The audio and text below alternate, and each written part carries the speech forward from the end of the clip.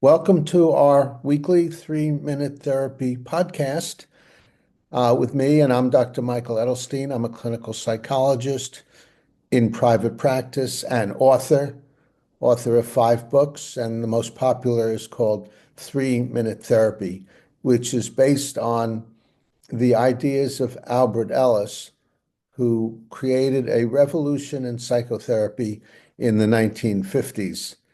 And the revolution involved a new way to look at emotional problems, and that is that our emotional problems and our emotional our disturbed behaviors come from irrational thinking, not from situations themselves. So the first principle is it's always what we tell ourselves about situations, not the situations themselves, that cause our emotions. And that's good news. That's a very powerful idea because if you're feeling anxious, depressed, angry, guilty, or you're procrastinating or addicted, then you can look at what your thinking is that's causing those emotions or those behaviors and change your thinking. So you think more reasonably. And the most common types of irrational thinking that leads to emotional and behavioral problems, are thinking in terms of demands, musts, shoulds, supposed tos, have tos, demands we put on ourselves, others, and situations. And the most common demands are of 3 in number: a demand on oneself, I must do well and get your approval, otherwise I'm no good. And that leads to anxiety and guilt. Or the second demand is a demand on others, you must treat me well, and if you don't, you're no good. And that leads to anger, resentment, hostility. And then the third demand is a demand on the conditions of one's life.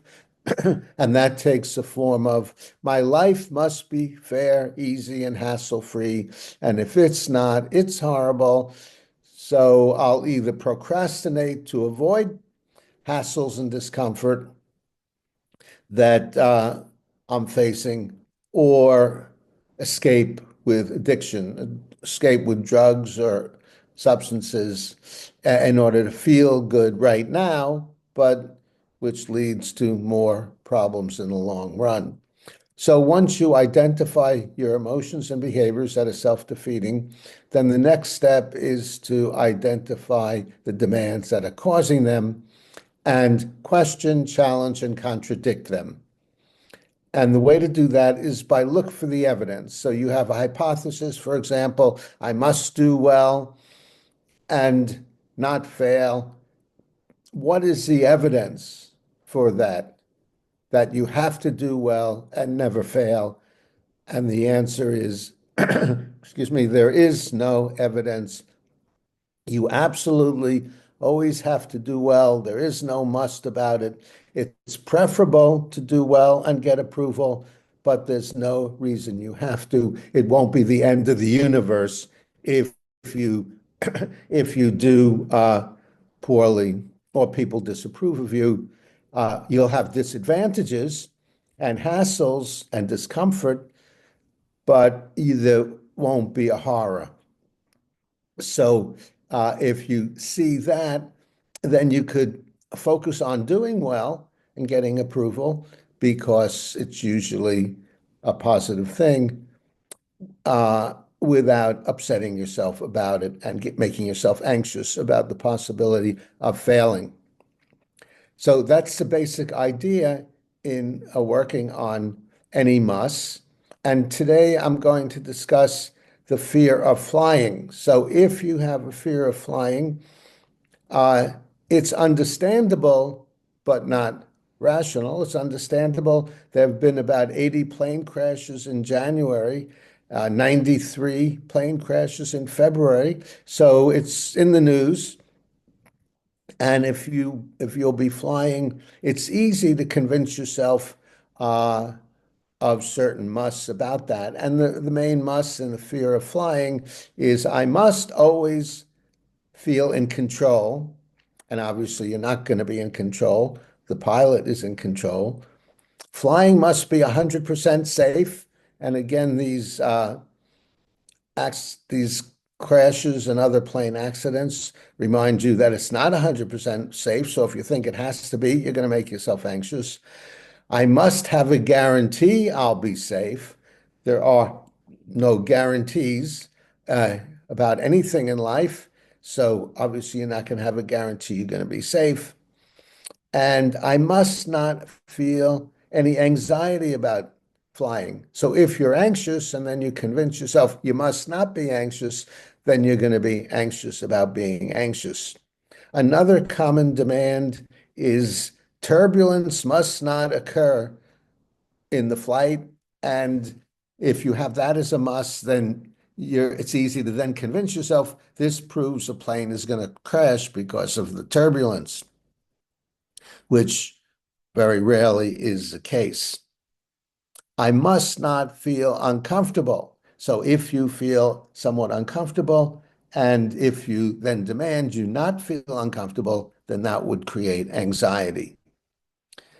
And I must not obsess about potential danger or worst case scenarios.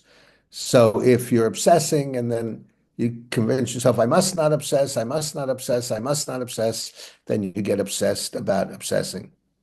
So the solution I mentioned is to question and challenge those musts. Although it would be preferable if flying were 100% safe, that's not the reality. Although it would be lovely if you don't feel any anxiety when you fly, but many, many people feel anxiety, and there's no reason why you have to be different. Or I, it would be preferable to feel comfortable, but if you feel uncomfortable, that's one of the disadvantages of flying. But the reason to fly is because the advantages outweigh the disadvantages. And it's interesting that more people are killed in car crashes going to the airport than in flying a plane in a plane on their flight. So question and challenge and contradict your musts. There are no musts. They're all fictions. They're just our preferences. And the more you do that, the more you will overcome your fear of flying. Also, you could get my book, 3 Minute Therapy, which discusses these issues, anxiety, and how to overcome anxiety. Also, Albert Ellis wrote a book on the fear of flying called How to Master Your Fear of Flying.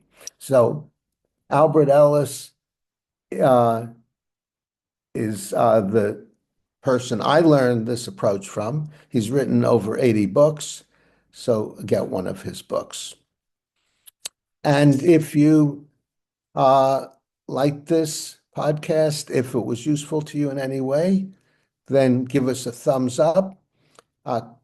Comment below if you have questions or suggestions uh, about this podcast. If you have suggestions for future subjects, then let us know in your comments.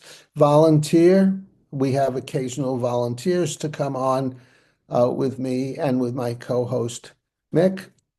And that would be interesting. Also, we could help you with a problem. If you're a therapist, we could help you with a client you're having a difficulty in helping. And subscribe to the 3 Minute Therapy podcast to stay on the rational side of life.